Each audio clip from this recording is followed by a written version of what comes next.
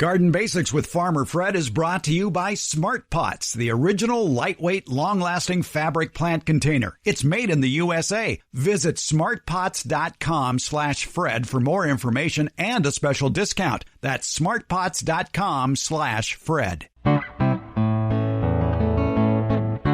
Welcome to the Garden Basics with Farmer Fred podcast. If you're just a beginning gardener or you want good gardening information, well, you've come to the right spot.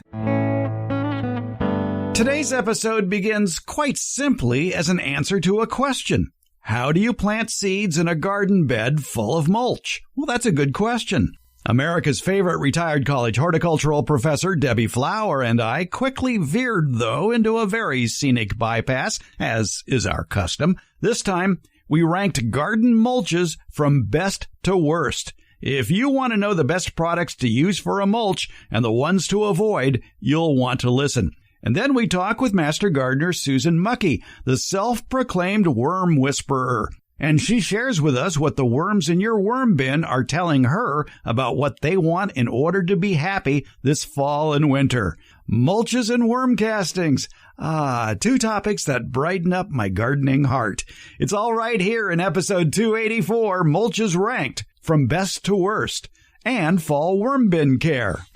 We're podcasting from Barking Dog Studios here in the beautiful Abutilon jungle in suburban Purgatory. It's the Garden Basics with Farmer Fred podcast, brought to you today by Smart Pots and Dave Wilson Nursery. Let's go.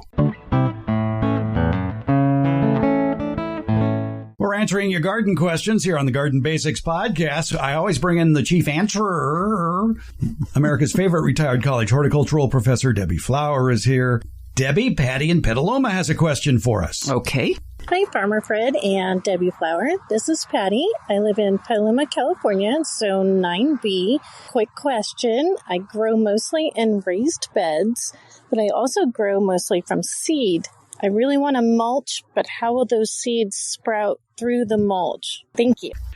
Petaluma in Sonoma County here in Northern California. And Patty said she is growing mostly in raised beds and she grows from seed, and that's really great, but she wants to use mulch. But how will those seeds sprout through the mulch, she asks. Well, it's a fair question. Yeah, because this confuses me. Seeds need light. Some do. But they're buried in, down in the soil, but not by much. Some seeds need light, some seeds need darkness, and some are kind of in the middle. And you can research that. Or if these are seeds in a commercial seed packet, they will tell you if the seeds need light to germinate. And that means you put them on the surface of the soil, and so they receive light and hope they don't dry out. And that can be tricky. Yeah. And if they call to be covered, you don't want to cover it by too much. So would that be the reason that mulch on top of a new seed bed may not be a good idea? Yes. Well, two reasons. One, it may result in the seed being too deep underneath media and mulch, or it may be, if it's depending on what the mulch is made of, the mulch itself may be too heavy and the baby plant growing from the seed can't push it out of the way. It doesn't come out of the ground like Popeye. No. After a can of spinach. No. All right. What I do, I mulch all my beds. They spend the fall and winter with shredded leaves on top of the bed. Mm-hmm. Come late winter, early spring, and I want to plant from seed in a bed, I usually just clear off a little row, just a few inches wide, and plant in that row. Right. And so you move the mulch away, or if you haven't applied it yet, you don't apply it exactly where you put the seed. Mm-hmm. The one thing you can use is vermiculite. To cover the seed. To cover the seed, yes. But not too thickly, I would imagine. Well, I've had students do it thicker than I thought was a good idea. Kind of maybe quarter to a half an inch. So you can't see the soil at all. And the seeds have come up anyway. And they were seeds that need light. That's one of the beauties of vermiculite, is it reflects light. Would you only use vermiculite then for those seeds that need light? I use it on everything because it traps moisture. It holds moisture above the seed, and a seed has to remain wet. Once it's gotten wet and starts to germinate, even if you can't see that it's germinating, stuff is going on inside that seed. If it dries out, it dies. And so vermiculite holds an extra amount of moisture over the seed and without drowning the seed. And also, if the seed needs light, provides that, or allows that to get to the seed. We can make it easy for you too. If you want to do that, you could just buy a commercial seed starting mix and cover that with a very thin layer. Right. For me, the beauty of vermiculite is I can see it, so I know where the seeds are. Yeah. Whereas with a seed starting mix, it would probably blend into my soil in my raised bed, and I wouldn't know the exact location of the seed. Well, you're not going to know it anyway after you water it in. The vermiculite is visible not forever, but for generally until the seed germinates. Right. Now the question is, what sort of mulch should you use? I mean, you're going to move that mulch back near the plant after it is strong enough and taller than the mulch. Right.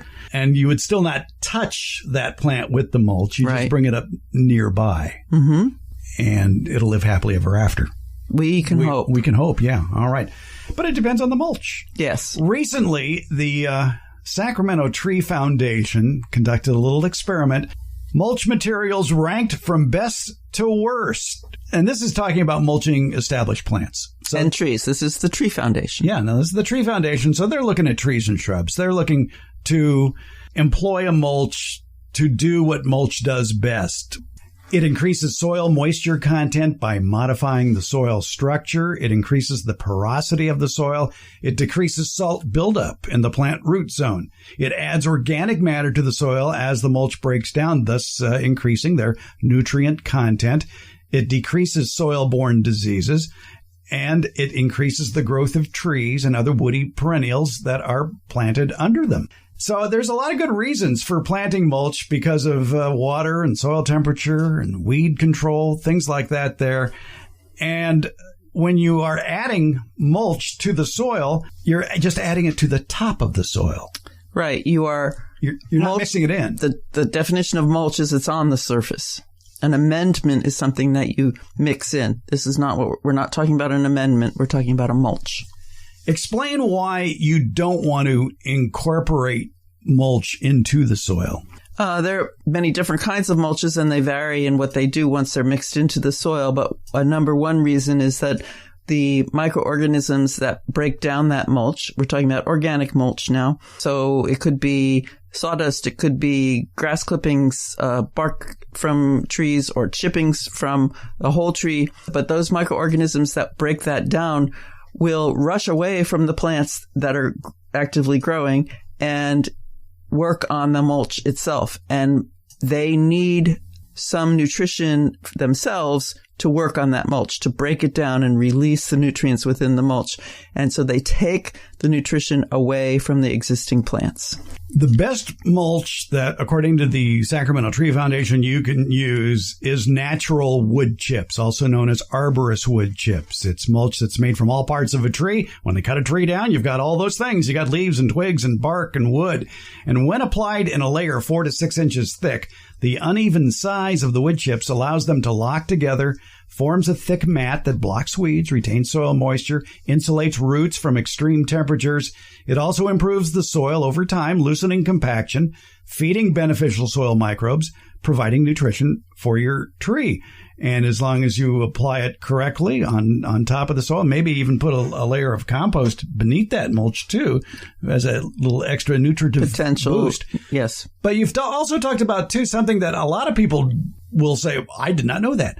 And that is that mulch protects your garden from rainstorms in a good way. Yeah, rainstorms and overhead irrigation. The water coming down from above, whether it's from your spray irrigation or from raindrops, is so powerful when it hits the soil that it can cause soil compaction. It can break down soil structure into the tiniest little particles of soil, and then they find their way between other particles, and pretty soon your soil is very, very hard and compacted. And compact soil limits the ability of oxygen and water to get to the plant roots.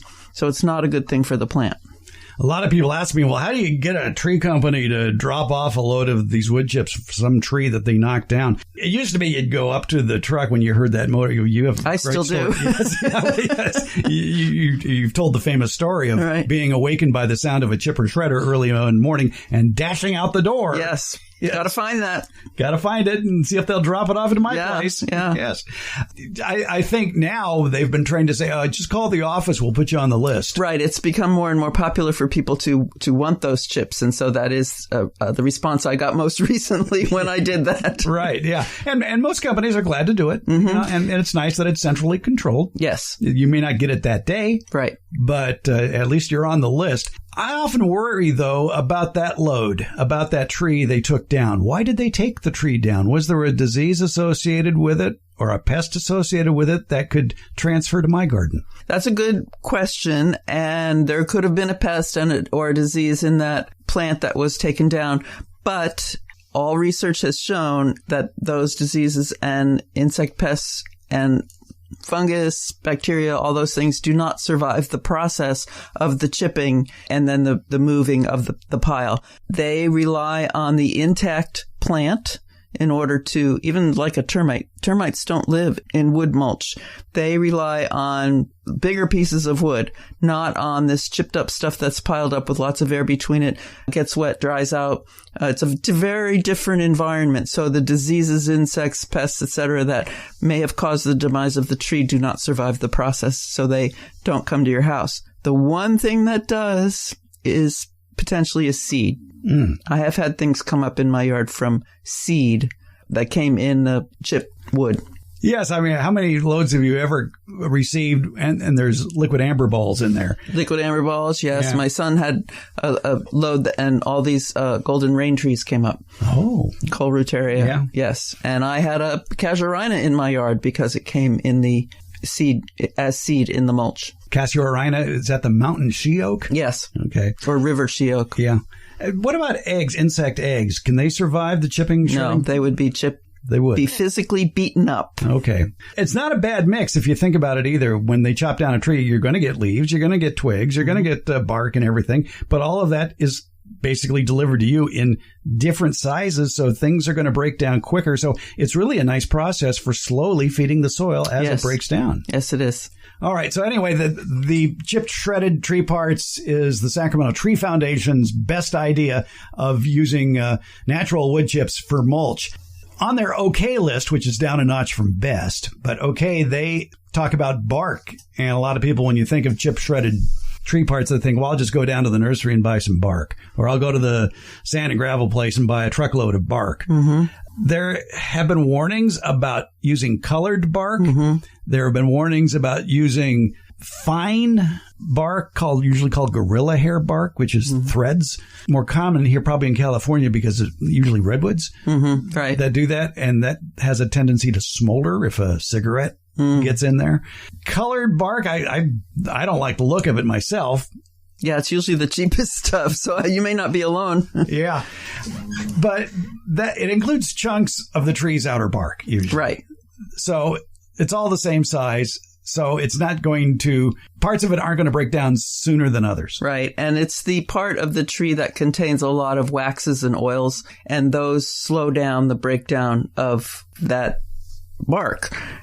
So a better place, I think, for the bark alone, the stuff you buy in bags or get at the local supply store, is pathways to walk on. And there's a certain size that is pathway bark. Mm-hmm. And you don't want it to break down very fast there, so that it will break down more slowly than the mix. It will break down eventually, but much more slowly than the mix of the arborist chips. Pathway bark is fairly small. It's about, an inch?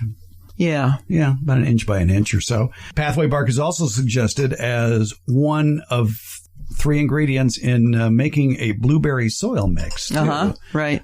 Along with peat moss and a rhododendron azalea camellia soil mix. Mm-hmm. And a handful of soil sulfur. Yes. Can't forget that. All right. But that's for blueberries. But generally, what they did have one suggestion, though, if you're going to go buy commercial bark, those wood chips.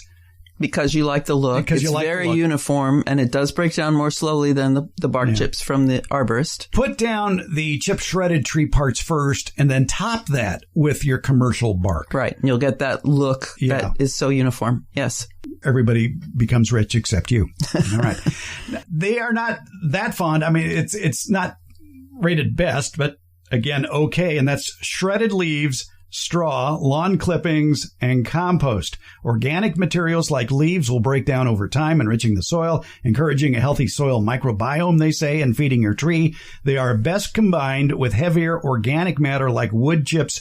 Only use weed-free sources. I'm a big believer in shredded leaves because it's free. Okay, all those things were green. Shredded leaves, straw, lawn clippings, compost. The biology of the soil is influenced by what the soil is fed. If you are growing trees and you feed the soil with a tree mulch that breaks down and the nutrients get into the soil, the microorganisms that proliferate in that soil are the ones that help trees. If you're growing herbaceous things are green things like your vegetable garden or your flower garden or your bulbs. They are green and they benefit more from mulches that came from green things. The biology of the soil actually changes because the things that break down the softer herbaceous green things are different. And it becomes a fungus bacteria balance or imbalance.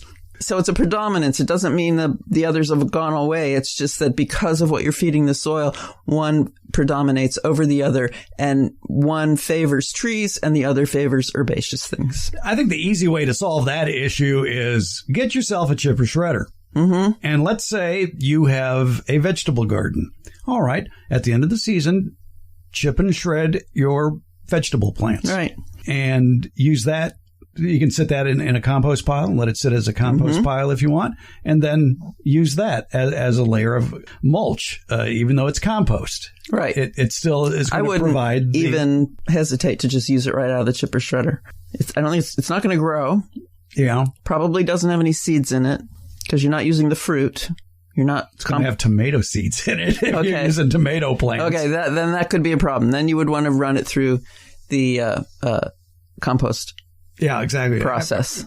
Yeah, compost it for a few months. Yeah. And that is even true if you're worried about a load you're getting from a chipper shredder, from a arborist, and they dump it in your driveway. If your neighbors don't mind, let it sit for a month or so. It gets really hot in the center. I did that as a little experiment one time, was to take my soil thermometer with the 36-inch probe and stick it in a 10 cubic yard pile of chipped and shredded tree parts. It was 140 degrees in the middle.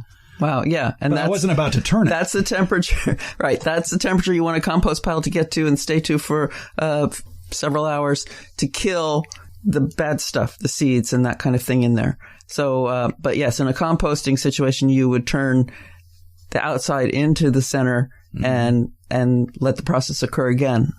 And here's something that's counterintuitive. Would you add water to increase the soil temperature, to increase the temperature of that compost pile? Once it has dried out, you need to add water, yes. Yeah. You don't want to add it so it becomes soggy.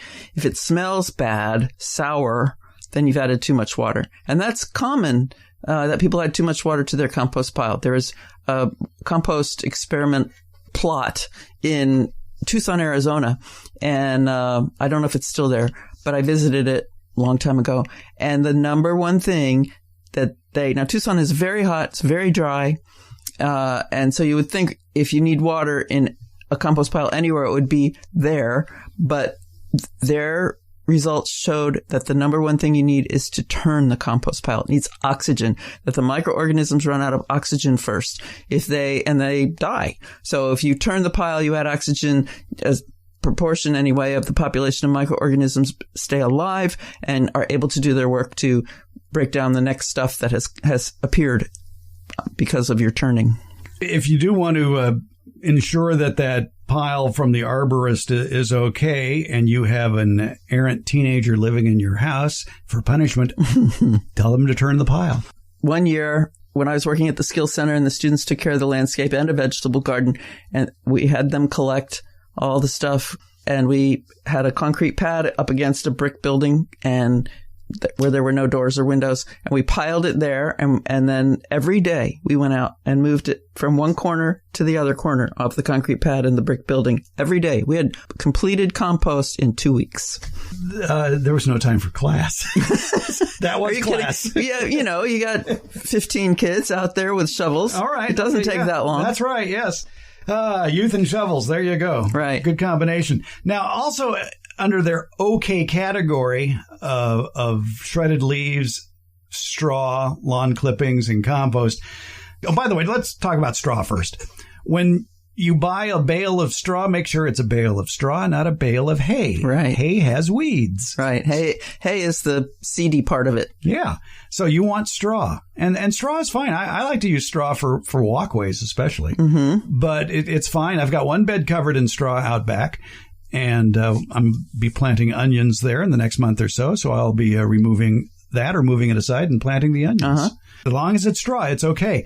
Lawn clippings scare the bejesus out of me. Because of the pesticides used in lawns? Because of that, or it's Bermuda grass. Oh, yes. Yes. And if you've got a turf type that grows via seeds, stolons, and rhizomes, chances are you ain't killing it. Creeping red fescue is stoloniferous, and also, I believe Kentucky blue is stoloniferous. So if you're not from California, where Bermuda grass is your nemesis, there are stoloniferous grasses that will survive or may survive. Their stems, their rhizomes, that's the thing about Bermuda grass is it has both.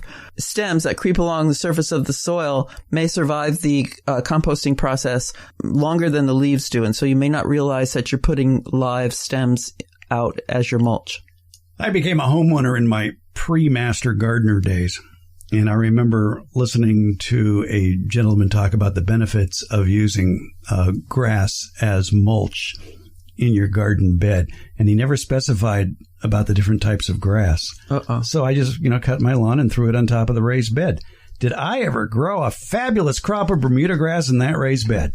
I tell you. I bet. It was forever, too. Yeah, my dad would cut the grass and then put the grass into, this was in New Jersey, we didn't have Bermuda grass, but he would put it into a metal garbage can and he took the temperature of it with his long shanked soil thermometer too, and it got really, really hot, really, really fast. It can, if it's too thick, if grass is laid too thick, as it breaks down, it becomes sort of slimy and then it sticks to the other grasses, and it can also create a cap over the surface of the soil.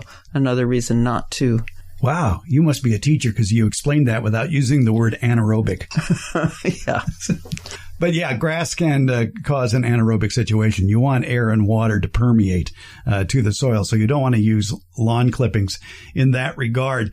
So, yeah, if you're going to use lawn clippings, please, please, please don't use them in the same season that you may have used a weed and feed.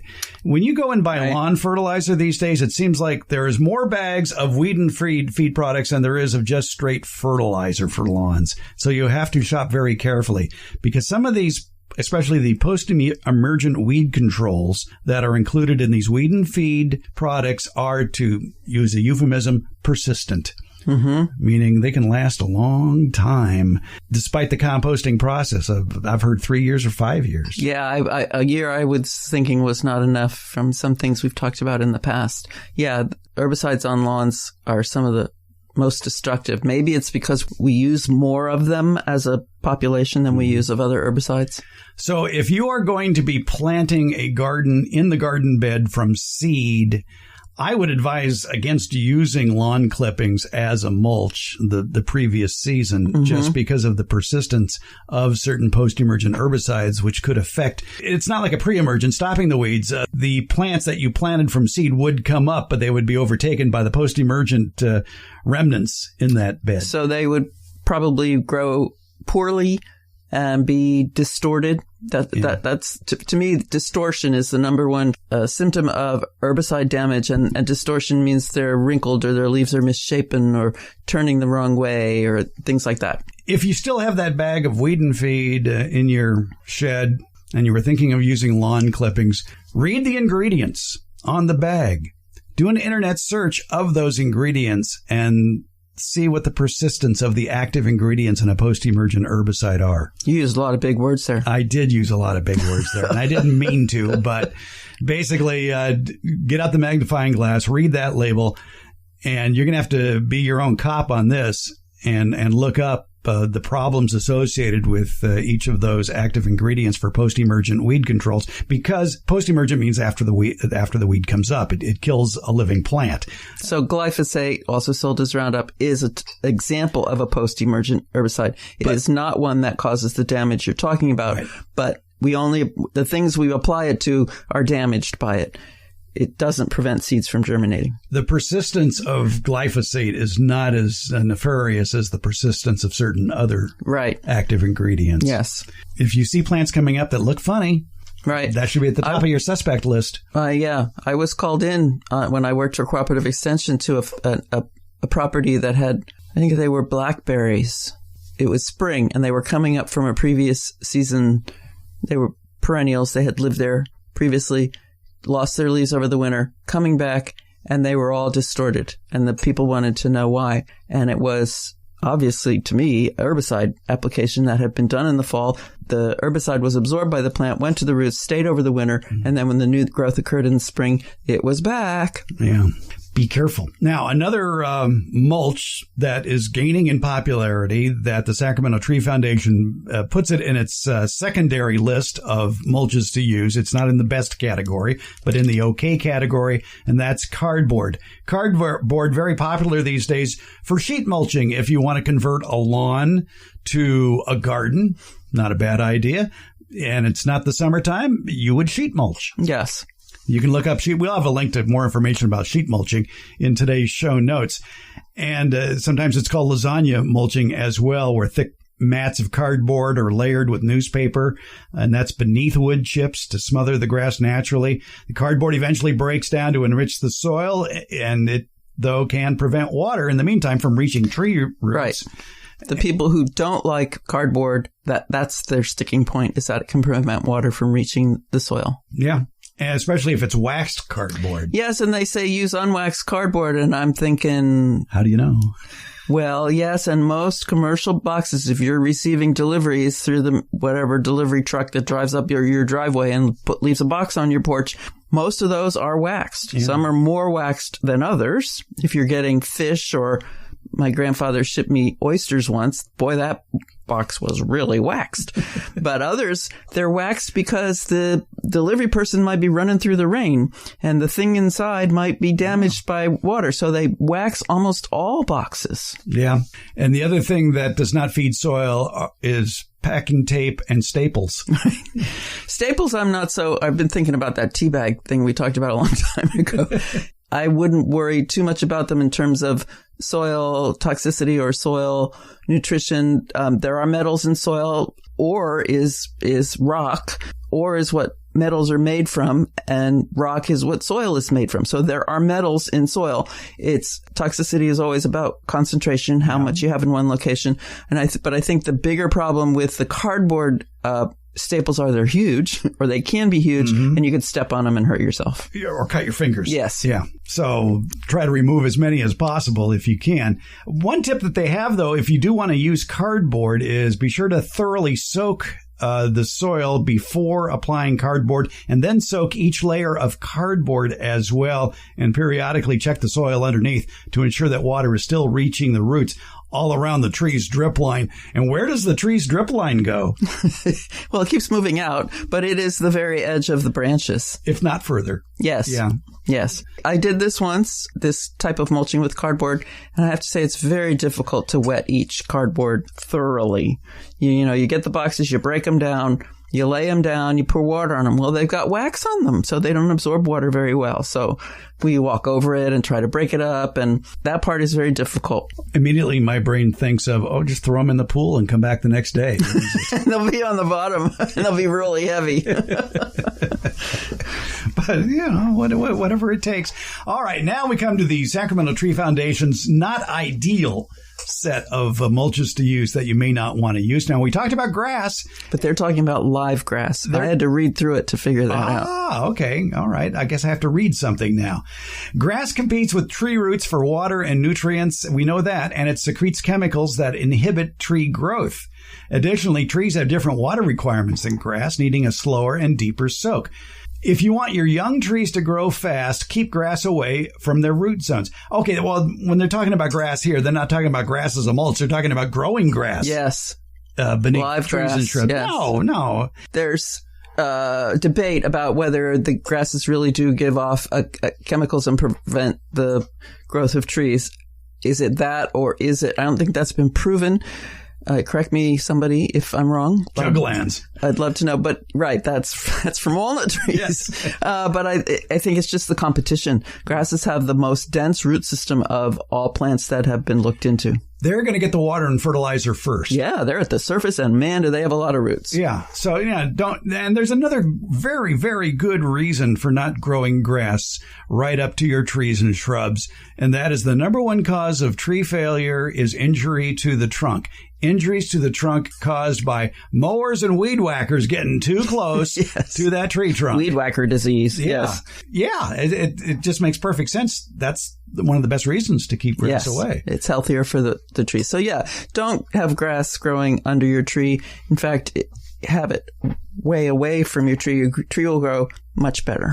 I remember Steve Zion always mentioning the fact that if you do have a grass or a tree growing in a lawn, is of course clear away from the trunk of the tree, but then lay down an auxiliary soaker hose in a concentric circle around the tree, extending out to the outer drip line of the tree and running that separate from your lawn sprinklers.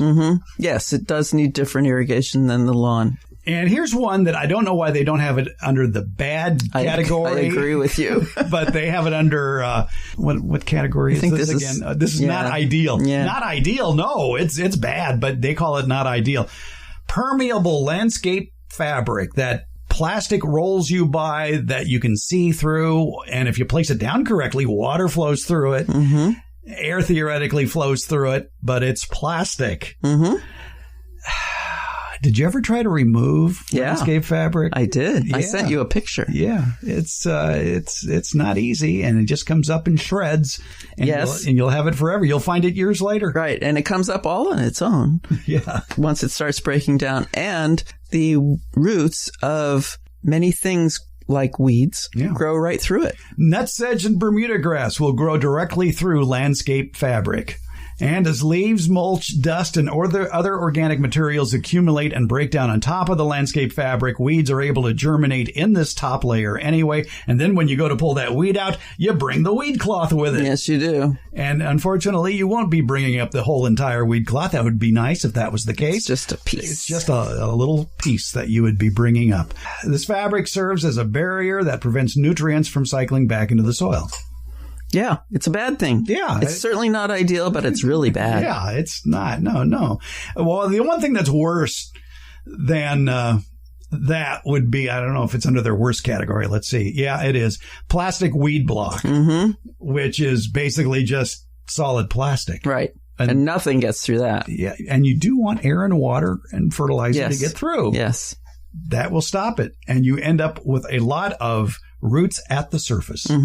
Yeah, it's not only preventing the water and nutrients from getting to the roots, but it's resulting in an unstable tree because those surface roots in a big windstorm, big rain windstorm, they're not deep enough to hold the plant upright, and so it'll blow right over. So we skipped over one category because that plastic mulch, the solid plastic mulch, was in their worst category. They only have one in the bad category, and that's artificial turf. I'm torn on that because I live with a golfer. They want a putting green. I'm not going to be mowing bent grass. I'll tell you that much. If there's going to be a putting green on my property, it's going to be artificial turf. And if it's just a small section, I don't have a problem with it. I've watched somebody who lives near me convert their yard from lawn growing green grass to artificial turf with olive trees planted at areas between it.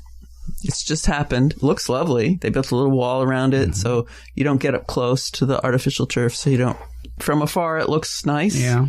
But I don't know how those olives are going to do. I'd be curious to see how lumpy that artificial turf becomes in a couple of years or so. Right. Because the roots are going to stay near the surface of that. I mean, if you are going to have a putting green with artificial grass, artificial turf, you don't want to plant any tree or shrub within 15 feet of that, if not more. You want it to have the tree to have the ability to get a good root system before it hits that location. So in that case, I'm neutral on artificial turf. If you do it correctly, I don't think it's a problem. Right. I consider it hardscaping. Yes, like a patio. Yeah. Just do it right. Okay. And nothing looks worse in a yard, especially a front yard, than artificial turf installed poorly. I won't mention who they are. I don't know who they are, but down the street. It's artificial turf, and they still have the sprinklers installed. Then they turn the sprinklers on it. Is that dusting, maybe? I think it's a case of they forgot where they put the sprinkler control box. Oh, okay.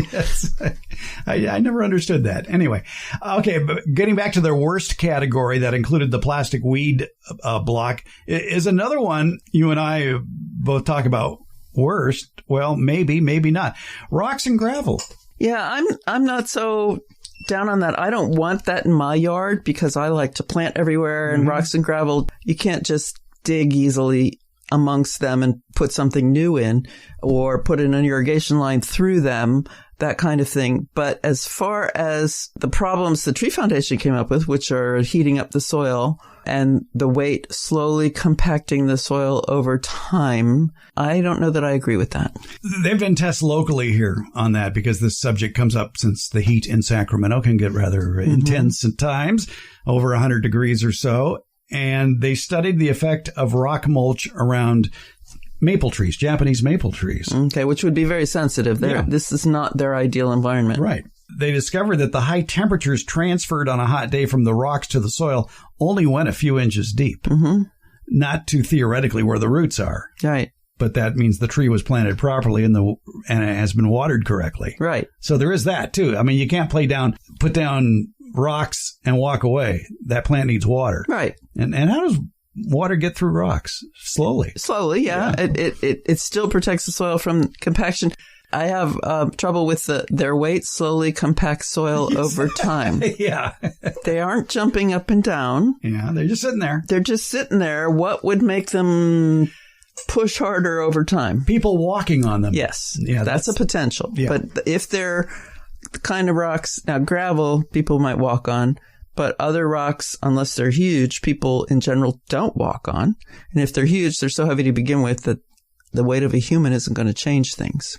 I like the idea of rocks for a pathway. Yes. That's fine. I don't like kneeling on rocks to do gardening. Right. Yes. That's for sure. That happened to be next to the pathway or whatever. So, yeah, rocks and gravel, not great, but I don't think they belong in the worst category. Yeah.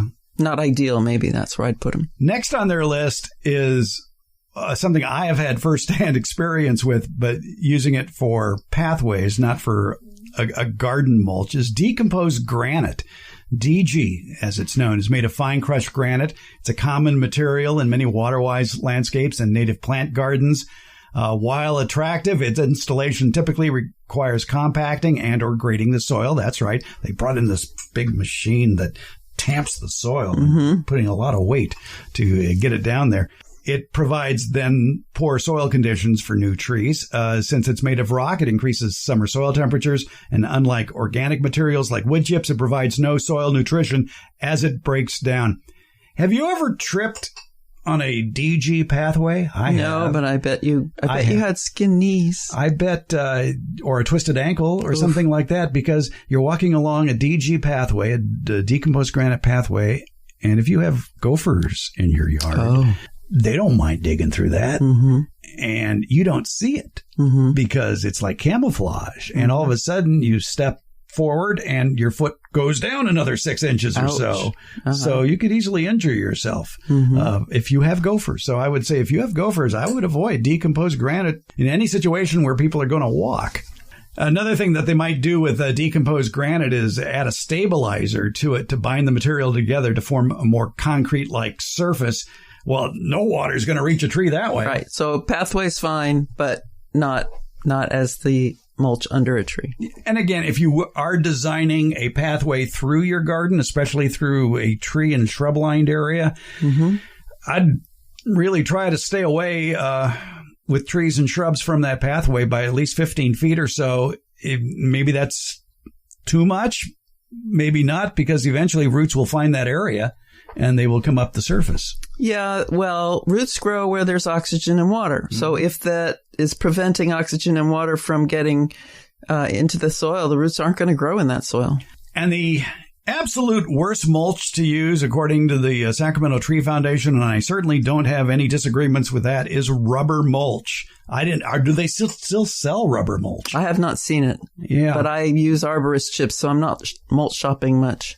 Recycled tires as mulch is not a good idea. It provides no soil building benefits. It heats up root zones. And what's in a recycled tire? Yeah, good question. Yeah. And, if you fall on it, you probably get black clothing.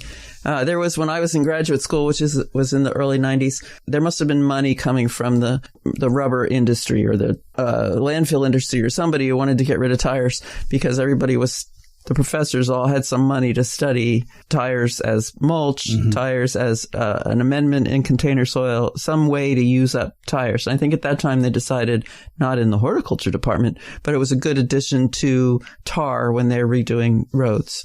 Yeah, or for whatever reason, as a base for playgrounds. I don't know that I'd want my kids playing in a playground like that. No. There's metal shards in tires. In those, yes, that's true. It's like, I'm thinking that rubber has fallen out of fashion. I think you're right. I think it had its moment and it's gone. Yeah. All right. Well, there you go. How do you like that for an answer, Patty?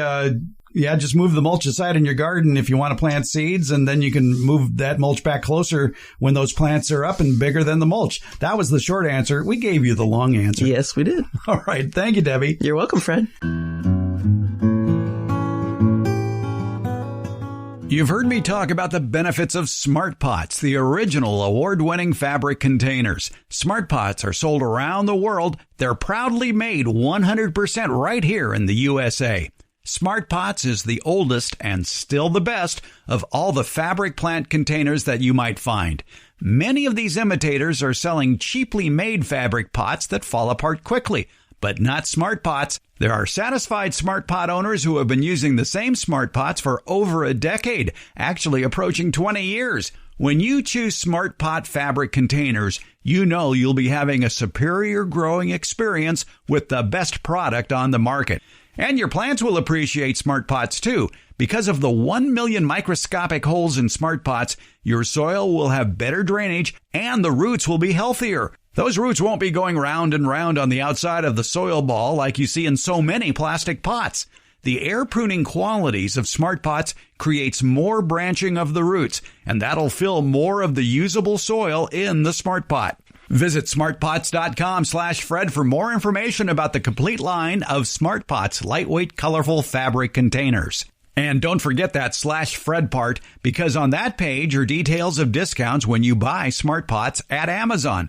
Maybe you want to see them before you buy? Not a problem. Smart Pots are available at independent garden centers as well as select Ace and True Value hardware stores nationwide. To find a store near you or to buy online, visit smartpots.com/Fred. Smart Pots, the original award-winning fabric planter. Go to smartpots.com/Fred for more information and that special Farmer Fred discount. Go to smartpots.com/Fred. You have a small yard and you think you don't have the room for fruit trees? Well, maybe you better think again, because Dave Wilson Nursery wants to show you how to grow great tasting fruits like peaches, apples, pluots, and nut trees. Plus, they have potted fruits such as blueberries, blackberries, raspberries, boysenberries, figs, grapes, hops, kiwi, olives, and pomegranates. These are all plants that you can grow in small areas. You can even grow many of them in containers on patios as well. It's called backyard orchard culture, and you can get step-by-step information via the Dave Wilson YouTube videos. So where do you find those? Well, just go to davewilson.com, click on the Home Garden tab at the top of the page. Also in that Home Garden tab, you're going to find a link to their fruit and nut harvest chart. You can be picking delicious, healthy fruits from your own yard from May to December here in USDA Zone 9. And something else you're going to find in that Home Garden tab. You're going to find the closest nursery to you that carries Dave Wilson's quality fruit trees, and they're in nurseries from coast to coast. So start the backyard orchard of your dreams at davewilson.com. We are at the Fair Oaks Horticulture Center during a work day. We're talking with Susan Muckey, Sacramento County Master Gardener.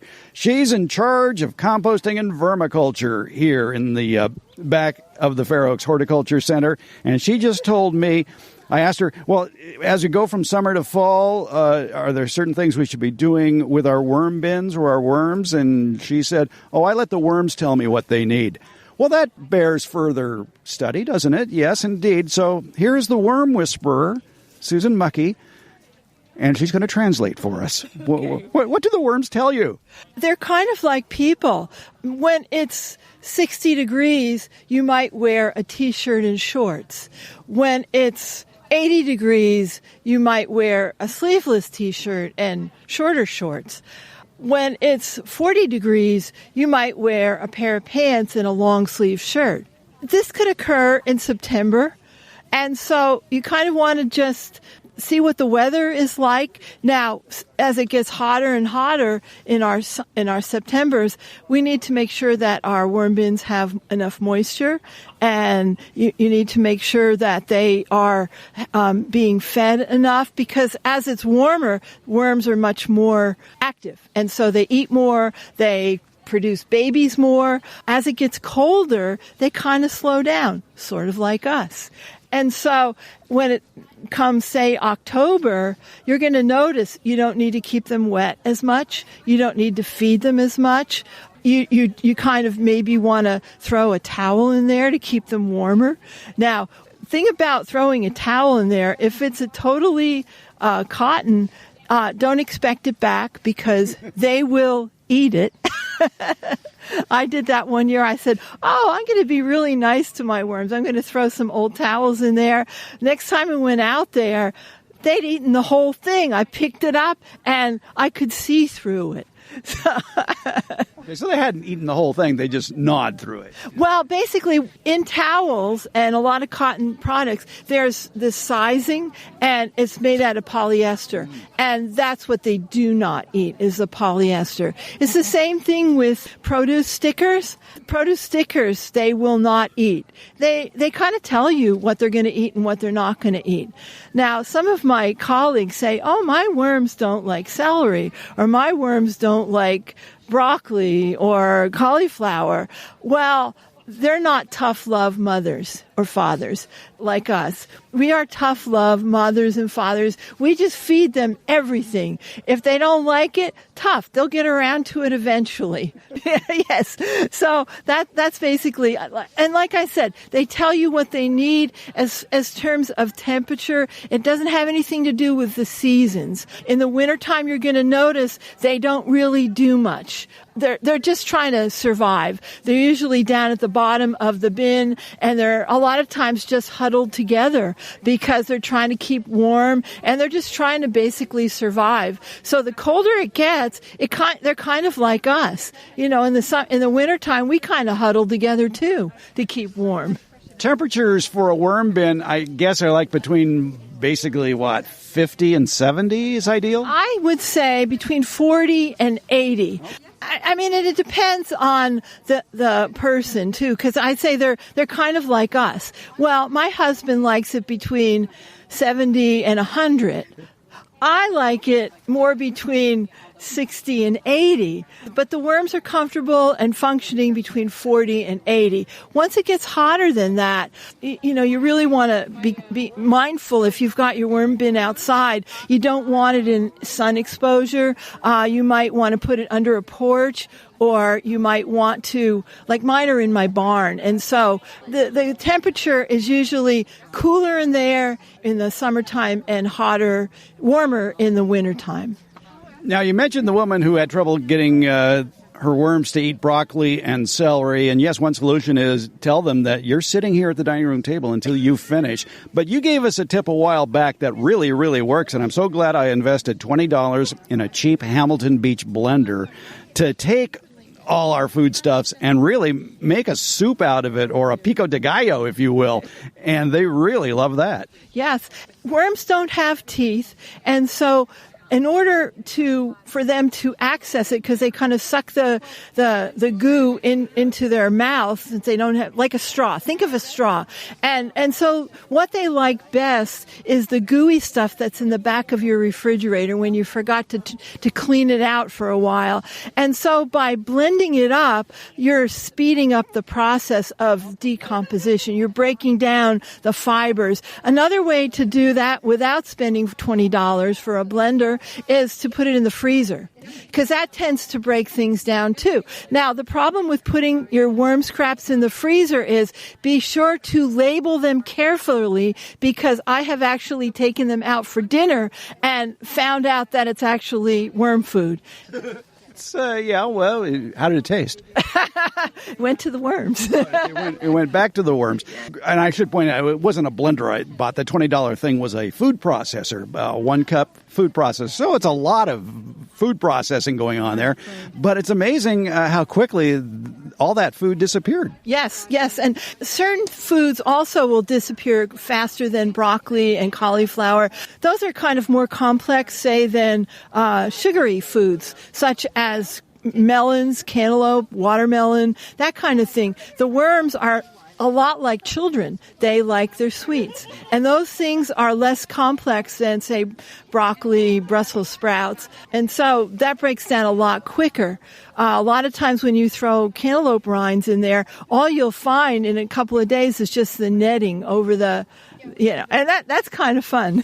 So. Well, you gave me an idea what to do with my spoiled raspberries. Oh, yeah, they'll love it. I put my figs in there, figs that I didn't quite get to soon enough. They really love it. They're very happy. Another thing, when you're worried about how much moisture is in your worm bin, you can overkill your worms with love, especially moisture and too much food. So you have to be really careful and mindful of how quickly they're eating things up. So in the wintertime, you want to make sure the bedding is moist, but you also want to make sure that the food is disappearing. And if you've got too much food in there, you're going to create a lot of too much moisture in there, and they'll probably die.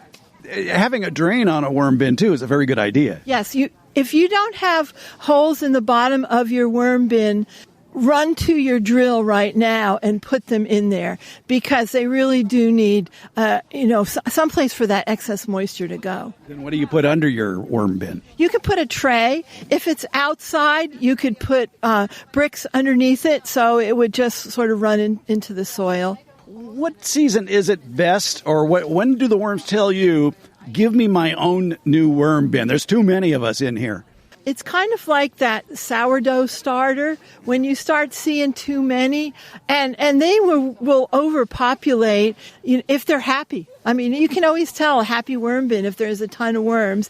And you can just be a good friend to your friends and give them a cup full of worms. They will really appreciate it. My worm bins are always really, really big, and so I've never really had that problem. And I have 4 worm bins, so I just redistribute as needed. And, of course, that product that's at the bottom of the bin, worm casting, great soil amendment.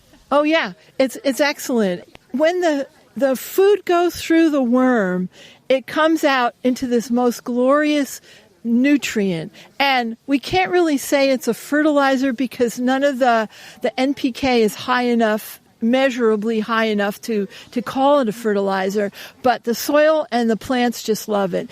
It's sort of a reciprocal agreement between the plants and the soil when you put that worm compost in there. It helps feed the plants, it helps transport things to the soil and to the roots, and so it's miracle stuff. It's full of microbial activity. It is. Supposedly do you know offhand how many thousands are in a teaspoon? No. I don't either. I only remember stuff I absolutely need to. All right. So with worms, it's interesting that they're so easy to care for, but you do have to go in there and check them a couple times a week. I do. I probably once a week. I'm a sort of a tough love mother. It depends too on the season. In the wintertime, I have a lot of citrus, and citrus is one of the things you absolutely do not want to put in your worm compost. I do put it in my regular compost. Some people don't put it in their compost, but I do because I'm a slow composter, so I don't care if it takes a while for them to break down. But there's a material or the rind, there's an oil around the citrus, and it's toxic to worms' bodies. And so you really don't want that you don't want them exposed to that, because if you put too many in there, it would kill them.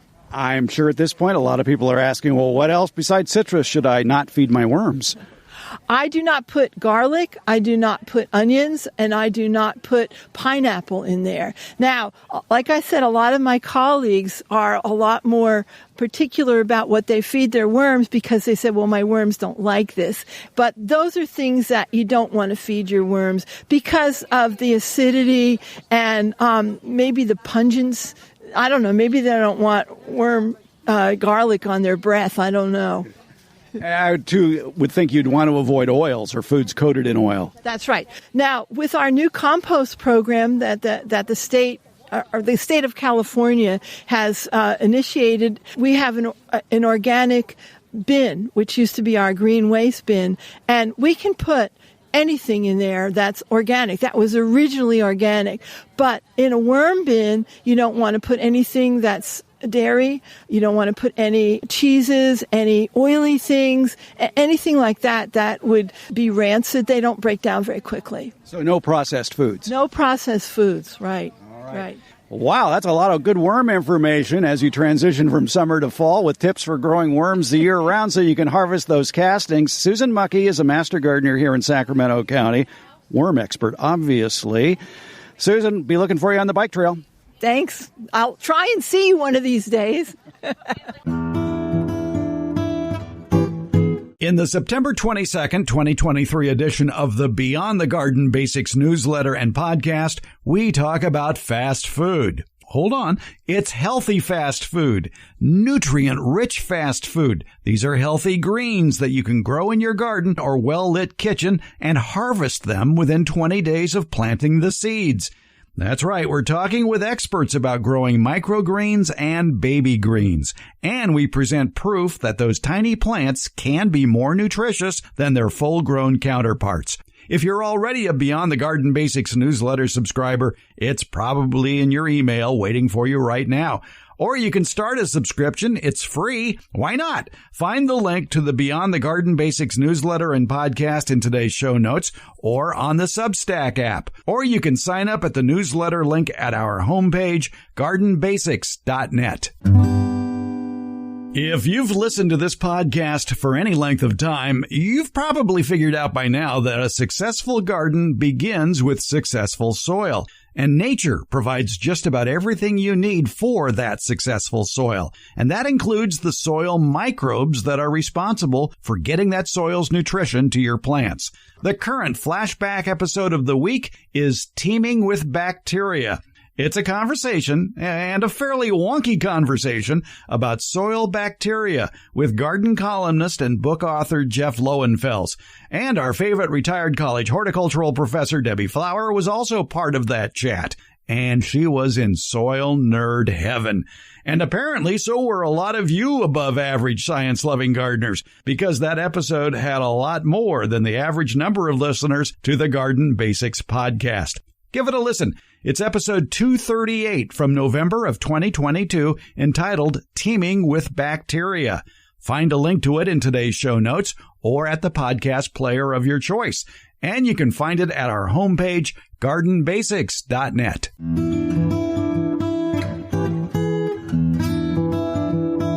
The Garden Basics with Farmer Fred podcast comes out once a week on Fridays. Plus, the newsletter podcast that comes with the Beyond the Garden Basics newsletter continues, and that will also be released on Fridays. Both are free, and they're brought to you by Smart Pots and Dave Wilson Nursery. The Garden Basics podcast is available wherever podcasts are handed out, and that includes our homepage, gardenbasics.net. And that's where you can also sign up for the Beyond the Garden Basics newsletter and podcast. That's gardenbasics.net, or you can use the links in today's show notes. And thank you so much for listening.